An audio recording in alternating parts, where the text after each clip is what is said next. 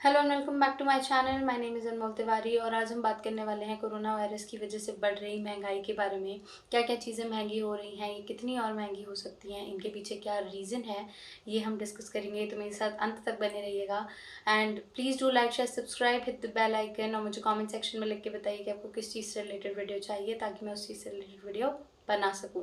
And do follow me on Instagram, the link is in description below. तो चलिए अब बात करते हैं कि किस चीज़ का प्राइस सबसे ज़्यादा बढ़ रहा है। पेट्रोल और डीजल यानी कि तेल का प्राइस सबसे ज़्यादा बढ़ रहा है। दिल्ली में 80 रुपये पर लीटर हो गया है डीजल का प्राइस। डीजल पेट्रोल से महंगा हो गया है। मुंबई में 87 रुपीज़ पर लीटर हो गया है पेट्रोल और डीजल का प्राइस है 78 रुपीज़ पर लीटर। इस बढ़ती महंगाई की वजह से काफ़ी लोगों को बहुत प्रॉब्लम हो रही है। और सिर्फ तेल ही नहीं, काफ़ी फूड प्रोडक्ट्स का प्राइस भी बढ़ गया है। दवाइयों के प्राइस चेंज हो गए हैं। काफ़ी चीज़ों की अवेलेबिलिटी नहीं है, कुछ चीज़ें मिल रही हैं, कुछ चीज़ें नहीं मिल रही हैं।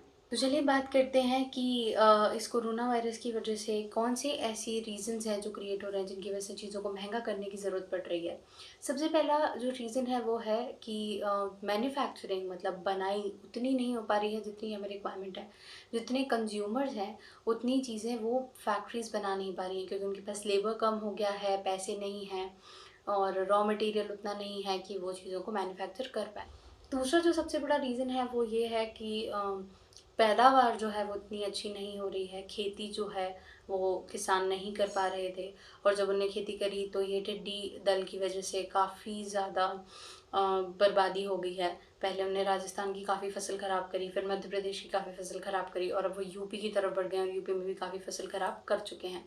ये एक रीज़न है कि चीज़ों का प्राइस बढ़ रहा है। तीसरा जो सबसे मेन रीज़न है चीज़ों का प्राइस बढ़ने के पीछे वो ये है कि इम्पोर्ट्स के प्राइस बढ़ गए हैं।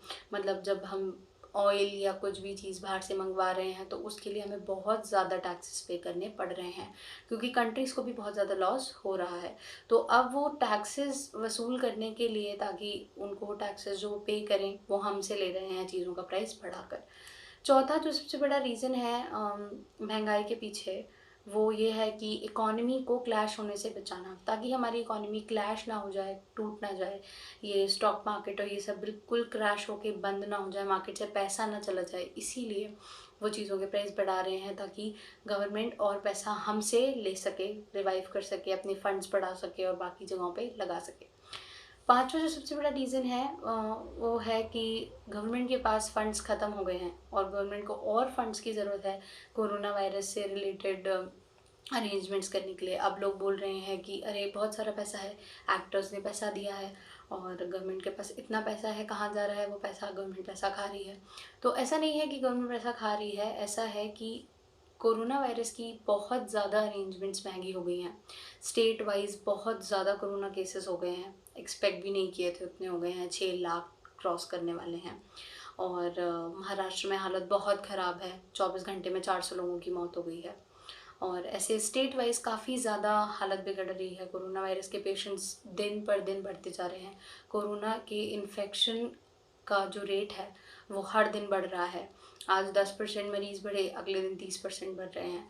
तो उसकी वजह से उन्हें बहुत सारे अरेंजमेंट जो हैं करने पड़ रहे हैं उनकी ट्रीटमेंट के लिए, प्लस वैक्सीन के लिए, प्लस बेड्स लगाने के लिए, प्लस जो लोग मर रहे हैं उन मृतकों की आखिरी यात्रा के लिए। सब में पैसा जो गवर्नमेंट का लग रहा है उसकी वजह से पैसा कम हो रहा है, उनके फंड्स कम हो रहे हैं और उनके पास फंड्स रेज़ करने का कोई और ज़रिया नहीं है।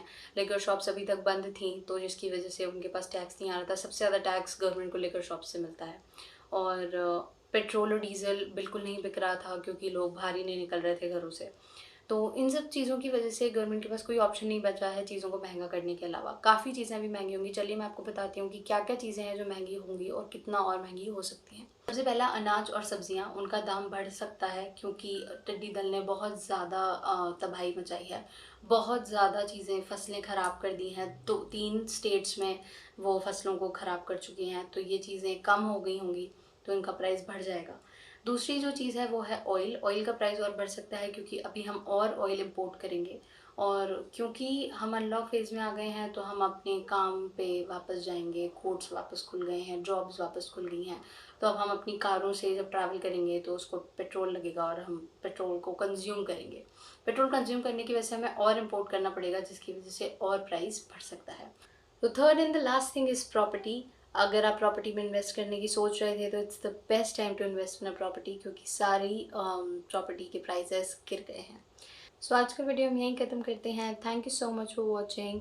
Please like the video and do follow me on Instagram. The link is in description below. Have a great day.